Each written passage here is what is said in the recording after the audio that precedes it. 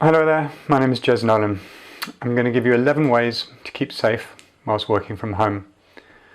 We've all been thrust into this new way of working with no warning and not a huge amount of planning. The same basic rules apply with regards to using technology. I'm hoping the following will give clarity on what is needed and will be useful to you. Here is a list of the things that you really must have in place to keep you safe against data or financial loss. The bare minimum needed are the following 8 distinct things, and there are 3 more added on the end. Number 1, patching and updating machines. All operating systems and all software must be patched.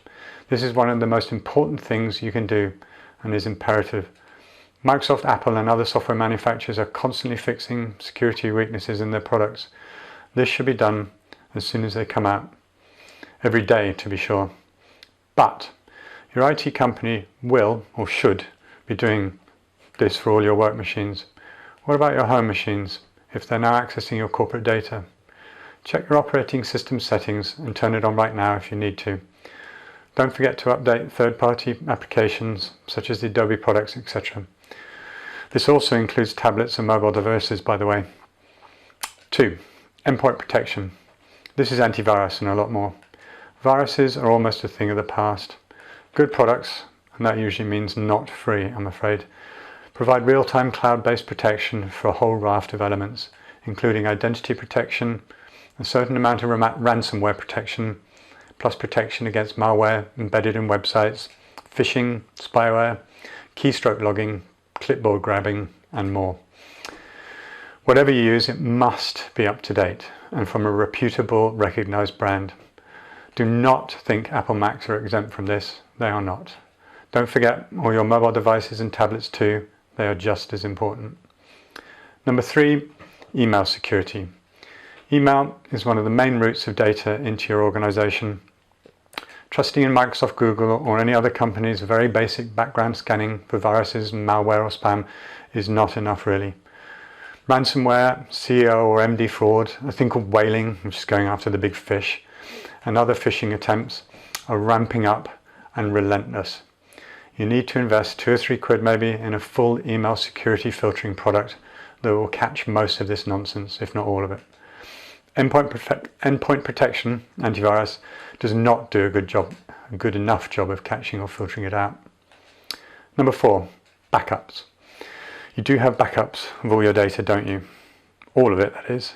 And everywhere, even Microsoft 365 or G Suite data. This goes without saying really. Ransomware is a real success for the criminals out there if you don't. I don't mean to scaremonger, but this could be a matter of when and not if it will happen. Number 5, web content filtering and security, also known as DNS filtering. This is beautifully simple. It stops your machine from pulling in anything dodgy from the internet via an email link or from you visiting numerous websites or other services out there that are hiding malware or ransomware. When we rolled this out to all our clients 7 or more years ago, it cut virus and malware interceptions by 95%. Yes, 95%. This is one of the most effective protection elements.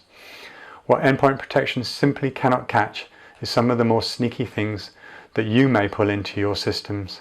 This is how most ransomware works. Number 6 is strong or complex passwords, and not the same one everywhere. This is really, really, really important. Use a well-known password manager secured with a very strong password or biometrics if you can't remember them all. Change them regularly as well.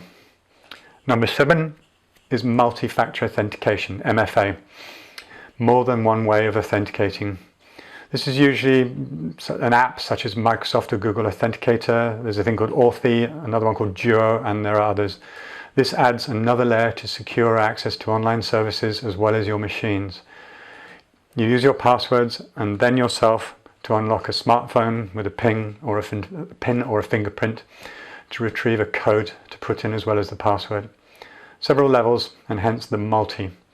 You can also use token devices like a YubiKey and biometrics such as fingerprint scanners on PCs and Macs. Number 8 is no local admin rights. This gives you the ability to unwittingly install software on your machine, and this can also be done with no input from you, and therefore so can the hackers.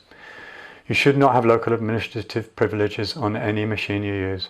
So that's a long list, isn't it? I'm afraid I have a few more that we consider a bare minimum too, but we're a little bit finicky when it comes to security. Number 9, user security awareness training and phishing simulations. This is a system that sends out light-hearted videos and training content that teaches you what to watch out for and how to watch out for the scams and trickery you're exposed to on a daily basis. It also sends out very compelling emails to test your ability to spot the bad ones and educate you on what went wrong. This sort of learning is hugely important. Number 10, dark web scanning. I'm sure you've heard it on the news several times. Such and such a company has been hacked and personal information stolen. This is not just the larger companies out there, this is you too. Simple tricks such as a convincing link, asking you to log into something that just doesn't work, so you shrug it off. You've just had your credentials stolen. The hacker will then go off and sell this information on the dark web, a place where all sorts of bad behavior is taking place.